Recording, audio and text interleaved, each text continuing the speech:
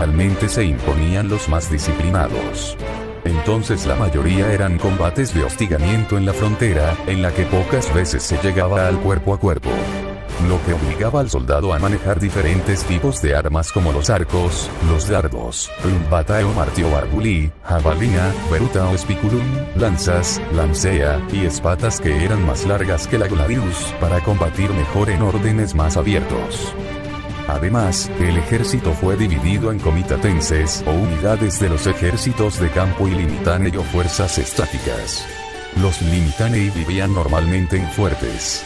Algunos de ellos construidos en épocas anteriores, como los de Eurystheus y Greichester en el muro de Adriano, muestran evidencias de grandes transformaciones en el diseño de los barracones hacia finales del siglo III. Un conjunto de habitaciones pareadas de contubernium fue acondicionado para convertirse en 6 estancias individuales, cada una de ellas con sus propios muros exteriores y tejados, y separadas por estrechas callejuelas. En Eurystheus, estas estancias individuales varían en tamaño entre los 8 y los 5 metros, se les conoce con el nombre de barracones chalet. Siempre hay menos de estos edificios respecto al número de habitaciones de contubernium que había en los antiguos bloques de barracones comunales.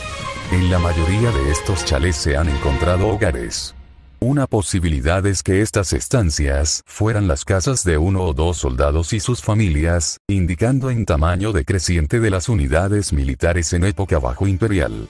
No hay pruebas que apoyen esta teoría, cuya interpretación es aún más dudosa, teniendo en cuenta que se han hallado barracones chalet parecidos y datados a comienzos del siglo III. La estrategia era que las tropas fronterizas no intentarían rechazar una gran incursión, sino que se refugiarían en las fortificaciones y esperaría a que los ejércitos móviles, comitatenses, llegaran e interceptaran a los invasores. Las tropas fronterizas eran sustancialmente más débiles que en épocas anteriores, pero su inferioridad numérica y de calidad quedaría compensada por la existencia de fortificaciones mucho más fuertes para protegerse. Los limitanei lidiaban con ataques a pequeña escala. Las incursiones grandes, las que llevaban a cabo varios cientos de guerreros o más, no podían ser obstaculizadas por ellos, de modo que se buscaba refugio en fuertes o pueblos fortificados, para esperar apoyos armados o para acosar al enemigo en su posterior retirada. Las batallas eran tan escasas en estas fronteras como en Oriente. El objetivo romano era moverse con rapidez y golpear por sorpresa. Siempre que fuese posible, se emboscaba o tomaba por sorpresa a las incursiones bárbaras, de modo que su derrota fuese relativamente segura y se redujesen las bajas romanas al mínimo. De las 68 legiones que había en tiempos de Diocleciano, 46 eran limitanei y estaban en las fronteras, mientras que 16 eran comitatenses o reservas regionales y 6 eran reservas estratégicas.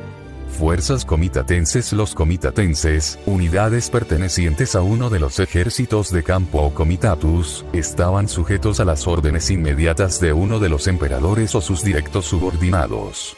Era un ejército selecto, de élite, formado para la realización de ofensivas, campañas en el extranjero. En él primaba la caballería. Estaban situadas en las 4 capitales del imperio para asistir a los conflictos que puedan surgir por los alrededores. Así pues, estas tropas también estaban destinadas a velar por la seguridad de cada capital. Las tropas comitatenses no tenían campamentos fijos, sino que vivían la mayor parte del tiempo acantonados en pueblos y ciudades, junto a la población. Cuando no estaban en campaña, se establecían en campamentos temporales. Ello provocaba desórdenes, y frecuentemente los civiles acusaban a los soldados de valerse de su fuerza para tomar más de lo que legalmente les correspondía. Las evidencias jurídicas parecen indicar que los soldados eran obligatoriamente alojados en casas particulares, hospitalitas. Reclutamiento. Antes de Diocleciano, los soldados eran voluntarios y recibían una paga, pero la mayoría eran bárbaros. Al decaer la paga, cada vez había menos voluntarios, y los que venían eran de poca calidad como pobres y esclavos liberados.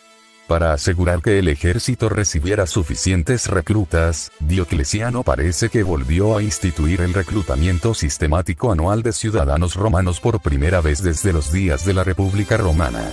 Los reclutas no fueron elegidos como se había hecho en tiempos republicanos, sino enviados por propietarios latifundistas de acuerdo con la cuota definida por las llamadas capítula, que era en función de la tierra cultivable, y cada unidad tenía que proveer para un cierto número de reclutas.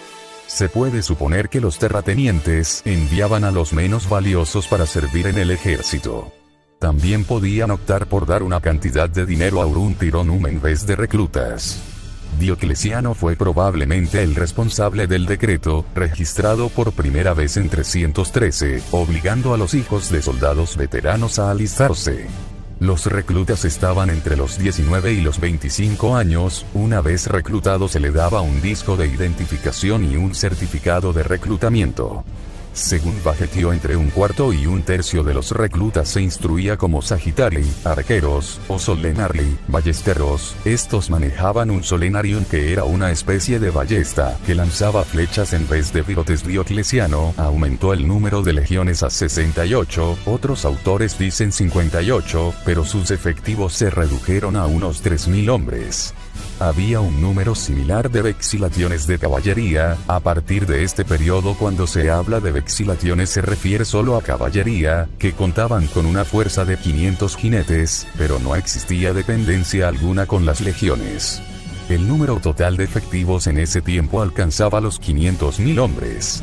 La proporción de la población masculina adulta dedicada al servicio en el ejército se incrementó aproximadamente de 1 de cada 25 hombres hasta 1 de cada 15, incremento considerado excesivo por algunos comentaristas modernos.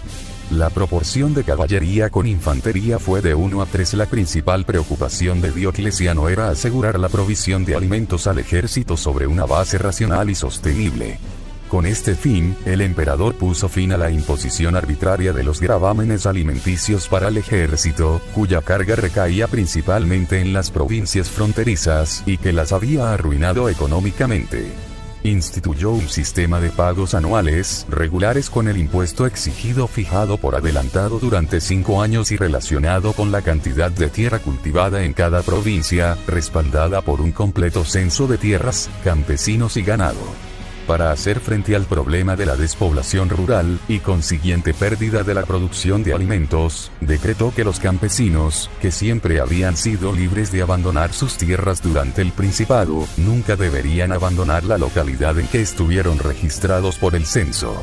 Esta medida tuvo el efecto de vincular legalmente a los agricultores arrendatarios, coloni,